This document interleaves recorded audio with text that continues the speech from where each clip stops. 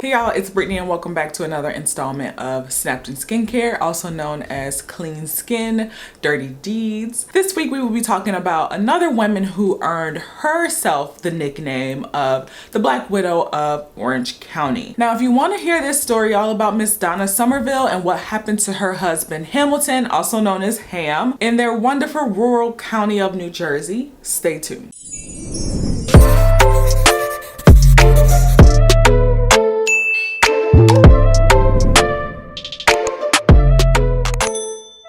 Now, before we hop into the story, you know we gotta pay the bills. So this episode is sponsored by Gin Rummy Stars. And for those of you who are not aware of what Gin Rummy Stars is, it's this cool app that you can play Gin Rummy live against competitors. You can sign up with your friends and family and get it going. It's a free game. So make sure you're checking it out at the link down below in the description box. But this game is so cool. Just to show you guys some things, when you first start playing Gin Rummy Stars, it has this cool feature where you can create your own avatar and you can actually earn and unlock more features for your avatar as you go through the game and level up. You can also update the name to a custom name for your avatar, which I thought was so cool as well. And I really love this game because there's so many levels, there's so many fun things you can do. You can earn coins as you play through. So the way to win on Gin Rummy Stars is each of the players are given 10 cards to start with, and the goal is to either create runs or sets within your hand before your opponent does and get the most points between the two of you. A run is going to be a group of cards within the same suit, and sets are going to be the same type of card, whether it be a number or a face card going across suits. So you want to try to get as many of those as you can in your hand with only one card left to dispose of for you to win Gin Rummy. Now, once you reach level 5, you are able to unlock the Joker Room. Now, the Joker Room is a little bit different from the regular Gin Rummy that Gin Rummy Stars has. Now, this one allows 2 jokers into the deck, and these jokers can be used to build upon for any set or any run to help you get Gin Rummy. It's such a fun game. I typically like to use it when I'm trying to relax, decompress. Again, the link is down below in the description box. 1,000 free coins, daily bonuses, so make sure you guys check it out. Now, Gin Rummy Stars is also making the world a better place by raising awareness for animal rights. And what's so cool about this is for the month of July, Gin Rummy Stars will be donating a portion of their proceeds to IFAW, and that is to help raise awareness for animal rights. Now, IFAW is a global nonprofit organization that works to rescue, rehabilitate, and release animals and be able to restore and protect their natural habitats. So again, make sure you check out Gin Rummy Stars in the link below. Download the app, check them out. It's super fun, super easy, really addictive, and you might catch me slapping down gin as well. All right, so now that we are done paying the bills, I wanted to thank all of y'all for hanging in there. Everyone who subscribed, hey sis, hey sir, I missed y'all. Let's get this skincare going. Make sure you got your supply ready to go. We're doing daytime skincare today. And for those of you who are just finding my channel, welcome, welcome, welcome. Make sure you like the video. Make sure you subscribe and hit that notification bell so that you do not miss any new content that is posted. Also, make sure you comment in those comments down below. This community loves to talk about the case, talk about the skincare, talk about the perfumes of the day. So make sure you grab all your supplies, honey, sit on down, and let's get into this story. Now, Donna Somerville was born Donna Jean, and she grew up in New Jersey, very poor, and was said to be the black sheep of the family. In 1977, she became a nurse, and she left with her boyfriend, who would turn into her first husband. First of many. No judgment, but first of many. They would go on to move to Orange County, Virginia. And Orange County, Virginia was a place that was pretty much made up of old money and new money, but it was a rural place and there was a lot of farmland and it was a big open beautiful area. Now, Donna would marry 3 times, and the 3rd time she married a veteran who they ended up having a daughter, and they lived in a trailer park right on the outskirts of Orange County. Now, in the more wealthy area, the more established area of Orange County, there was Hamilton, Somerville. and everyone called him Ham for short.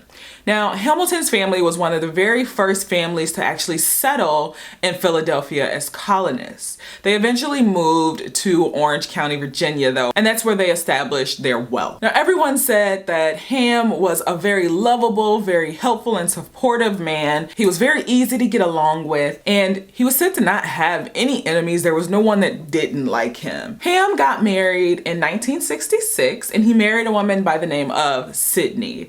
Sydney had a daughter already by the name of Ginger, and they together had 2 daughters, one named Alida and the other named Sarah. Now in 1980, Ham's mother had asked if he would want to move back onto the family estate. The family's estate was a 345-acre farm, and it was called Mount Athos. But he agreed, so he moved his wife and his children onto his family estate. Now, shortly after they moved onto the family estate, Sydney, his wife, was diagnosed with terminal breast cancer. So, of course, Ham did whatever he could to support his wife. He worked really hard, and he also made sure that she had proper care, and he hired a hospice nurse. Now, who did he hire for hospice care? Donna G. Now, unfortunately, shortly after that, Sydney passed away in December of 1990. But not even 4 months after that, Ham's mother, Henrietta Weaver, also fell ill and needed hospice care. So Donna stayed on and provided that hospital care for his mother as well until she passed 4 months later. His mother left everything to him and his children. Now, for some reason, Donna was allowed to stay on the property after both of her patients had passed away and was said to have been caring for Ham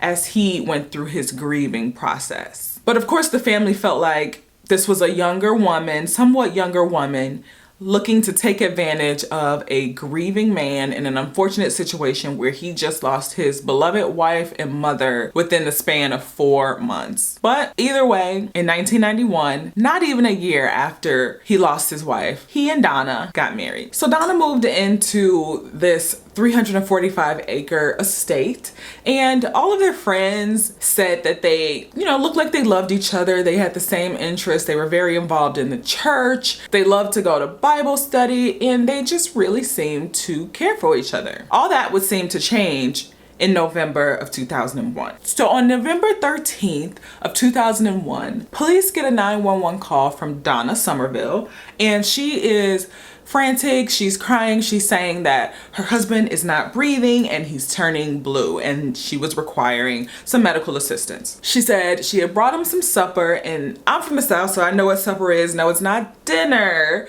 You have breakfast, lunch, dinner, and supper at about 8 or 9 o'clock. So he had his supper. He told her that he didn't feel well, so he went back upstairs. Now, when police arrived, they mentioned that Donna had basically thrown herself over Ham's body, and she was screaming, "He's gone, I just know it, he's gone, woe is me." They recall that she also told them, "Please no, don't do any CPR, don't touch him, just let him go in peace." What? Who's gonna tell police or emergency services not to do whatever they can to save their loved one? Now, she said that she saw this happen with her father and it didn't turn out well, so she didn't want the same thing to happen with Ham, and that's why she was requesting them not to perform CPR. But I want whatever can be done to save my husband, my loved one, to be done. I don't care what's happened before. It can always play out differently. And of course, police ignored her, and they started to administer CPR. And when the police officer started to administer CPR, he saw that Ham was regurgitating his food, basically trying to vomit. So as soon as medical services arrived, they kind of switched off and they continued life-saving measures for about 30 more minutes. Unfortunately, there was nothing that could be done to save Ham, so he died on the scene. Now, Ham was said to have been a smoker. He was overweight, and they said that the medical examiner looked at the case and decided there was nothing that needed to be done there from their part. So the family doctor was going to handle kind of signing off on the death certificate. So Ham's body was taken directly to Pretty's funeral home. And as soon as his body hit slab at Pretty's, Donna was there saying, "We need to cremate him now, not tomorrow, not later this week, now. And of course, that was not possible, so she scheduled it for first thing in the morning. Now that always comes off as suspicious when the loved one wants nothing to be done to the body, no tests to be run, don't want to understand what happened. If he was just having supper, it's very suspicious that you just want to cremate the body and be done with it that soon. You haven't even grieved yet. But right after she tried to schedule that cremation, she called Ham's daughter, Alita, and said, basically, according to Alita, very dry, your father's dead, and I'm cremating him first thing in the morning. Now, as soon as Alita heard that, she called the prosecutor's office and told them what was going on and requested that they at least do an autopsy, at the very least, to understand his cause of death. What happened? Why did he die? Not that there was anything funky going on at that time, but why did he die? And then also they wanted to understand if it's something that could affect any of his children that they needed to be aware of. So the prosecutor's office, the attorney there, did everything they could, and they were actually able to stop the cremation that next morning. Now, when they did the autopsy, the first thing they noticed was the toxicology report was all types of crazy. What they found out from the toxicology report was that he was heavily poisoned with 4 different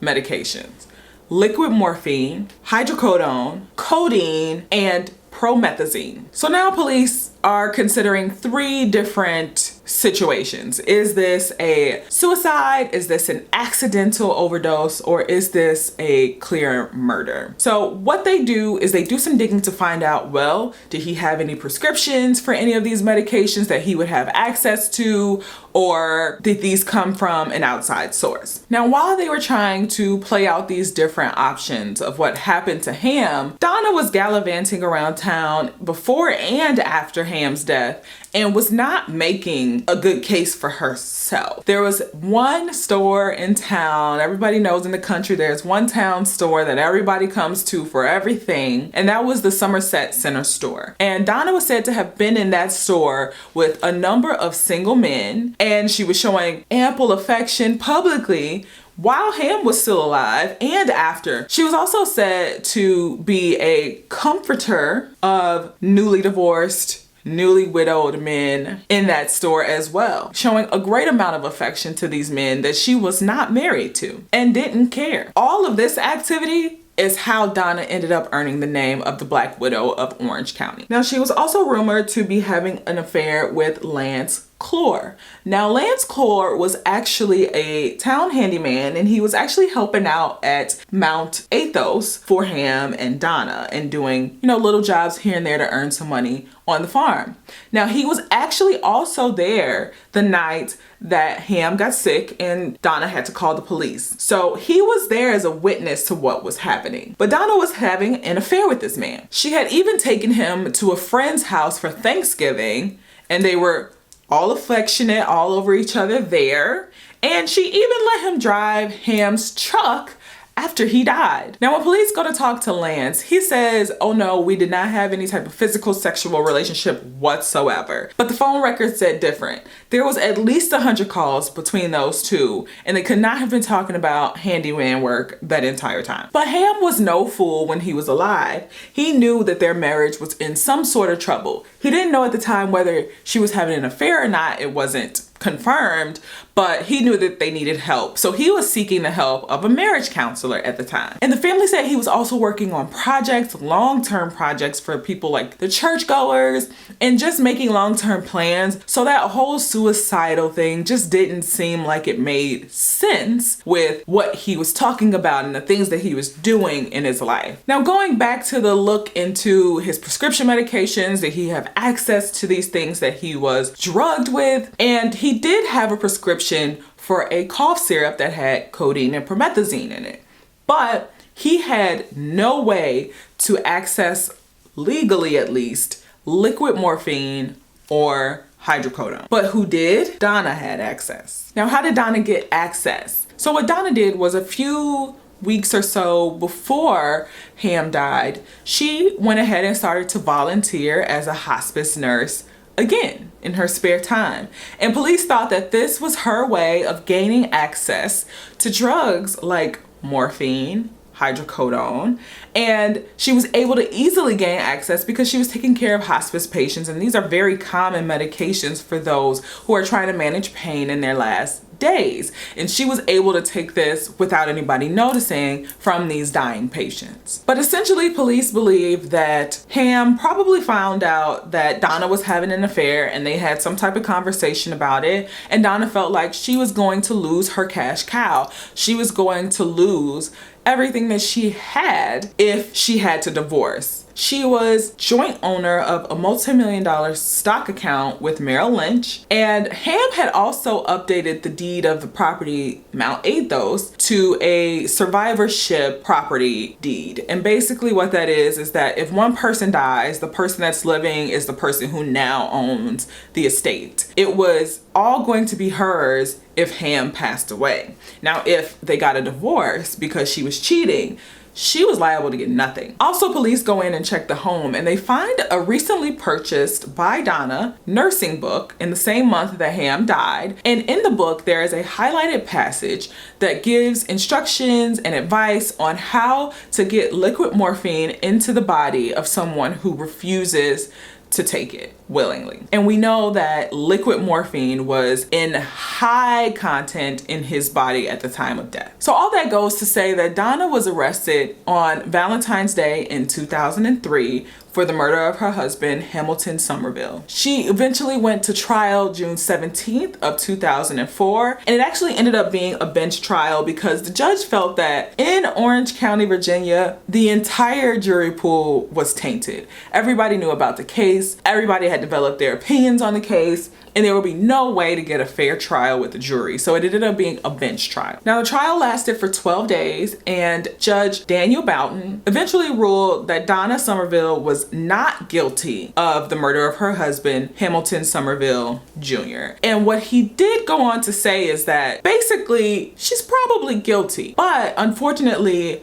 the prosecutors did not put up enough evidence to convince him without a doubt that she was solely responsible for the death of Hamilton Somerville. Now, after this ruling was passed down, the family was not satisfied, of course, and they decided that they were going to file a civil lawsuit against Donna. And what we found out during this civil lawsuit process was that in the criminal case, Ham's hair was tested to understand how long the drug use had been occurring, whether there was like a huge spike in recent times or whether it had been happening for a long period of time. And those of you who are familiar with forensic science, the hair shaft can pretty much tell you how long some type of chemical has been in a person's body by the growth. Now, when they originally tested the hair shaft, it looked as if he was using all of these drugs for a very long period of time. But what police forgot to mention, and it wasn't brought up in the trial, was that when the first police officer arrived and he was administering CPR, Ham regurgitated his food and he vomited, and the vomit ended up in his hair, which contaminated his hair strands and his hair shaft, which would have given a false positive if they tested a hair shaft that was present when he vomited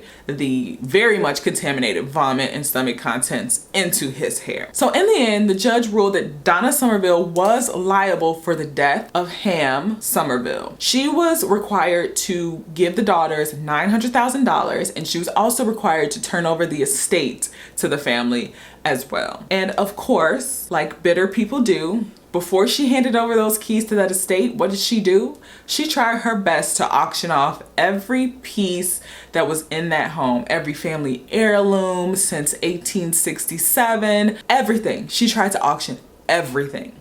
Luckily, the family was able to stop the auction that very next day, and before too many things could be sold, they were able to get those things, and things that were sold, they were able to buy those things back. It was a very unfortunate and very hateful way to end this whole ordeal. But that is the case of Donna Somerville, also known as the Black Widow of Orange County. And you know, I always like to wrap up this whole process with a perfume of the day. We don't go anywhere without perfume. Perfume is a part of me. So today I'll be using a new one that I just recently picked up. This is the Acqua di Parma Rosa Nobile, and this Perfume, y'all. This is the Eau de Parfum. This is a 1.7 ounce. I love this perfume. If you follow me, you know that I love the MFK a la Rose. And this smells very similar. This is the loud little sister of MFK a la Rose.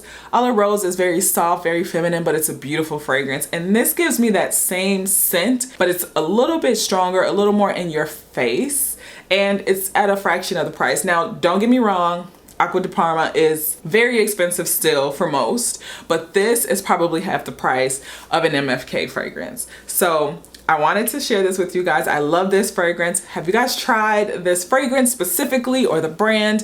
I would love to hear your thoughts on it. I love me a good rose, not an old lady rose. This is not that. This is youthful, sis. Answer. The other product that I wanted to share with you in my daytime routine that I am loving right now is the Super Goop Every Single Face Sunscreen. Now, you know it is important. I don't care what race, nationality, I don't care. You need sunscreen, okay? And this is one of the first sunscreens that I have actually been able to find that is high quality sunscreen, water and sweat resistant, SPF 50, and it's not oily and it doesn't leave a cast. I've tried brands like the Black Girl Sunscreen, and the Black Girl Sunscreen, it just feels oily on my skin, and I'm not a fan of that. I've also tried Super Goop's Unseen sunscreen, and it does a great job of not leaving a cast, but it's oily. So this is the first one that I've actually been able to use that does not leave any oily residue on my skin, and it soaks right in and doesn't leave a white cast. So let me know if you guys have tried this one as well. I love it. It is great for our melanin skin. Let me know if you like it, if you've tried it. I want to hear in the comments below as well. But that is everything, you guys. That is the story. And make sure, again, you check out our sponsor, Gin Rummy Stars. Again, the link is down below in the description box. It's been fun. It's been real. So until next time, I love you guys. Bye.